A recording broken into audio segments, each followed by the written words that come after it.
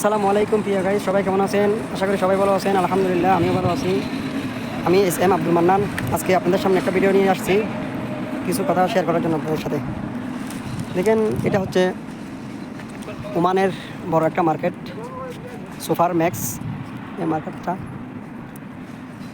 এখানে দেখেন ওমানি মহিলারা এবং ওমানিরা সুন্দর করে বাজার করতেছে এবং সবাই গাড়ি নিয়ে এসে এই ওদের হাজব্যান্ডকে নিয়ে এসে সবাই মতো করে বাজার করতেছে, সব কিছু করতেছে। কত নীরবতা, ও হা, কোনো শব্দ নাই, একটা শব্দ পর্যন্ত নাই এখানে। কত সুন্দর করে বাজার করতেছে, কেউ কারোর সাথে কথা বলতেছে না। আর এরকম মার্কেট যদি আমাদের বাংলাদেশে তো হতো, আমার মনে হয় এই মাছের বাজার যেরকম হয় সেরকম হইতো আমাদের বাংলাদেশে।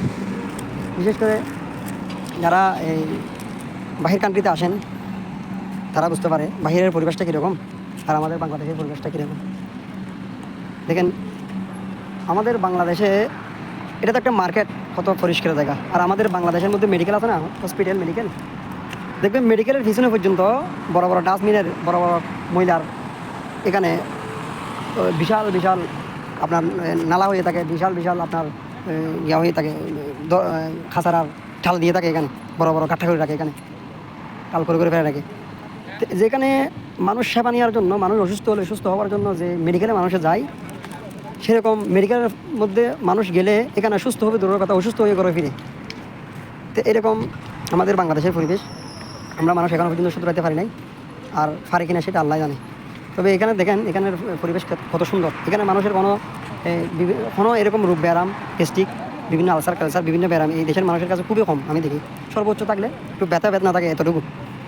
আর ফার্মেসি নাই এখানে আমার মনে হয় আপনি 5 মাইল হাঁটলে একটা ফার্মেসি পাবেন না, বড় বড় মেডিকেল ছাড়া এখানে ফার্মেসি নেই।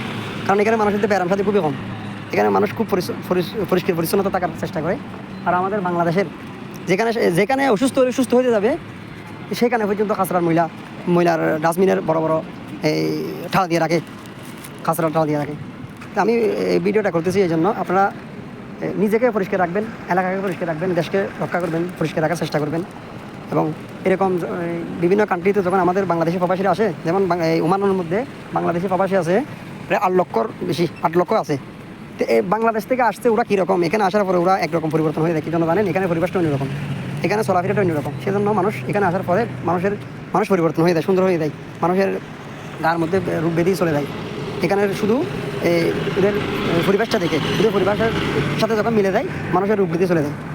তো আমাদের বাংলাদেশের মানুষ, এখানে 8 লক্ষ মানুষ আছে, এখানে 8 লক্ষ শ্রমিক আছে।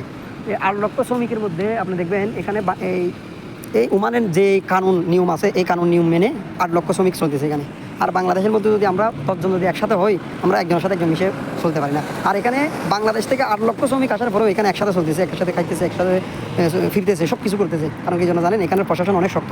এখানে ঘুষ খায় না, এখানে সুদ খায় না, এখানে যেরকম আল্লাহ রাসূল দিয়ে গেছে সেরকম চলার চেষ্টা করে যতটুকু সম্ভব। বুঝছেন? এই ভিডিওটা একটু দেখার জন্য আপনাদেরকে আমি বলতেছি।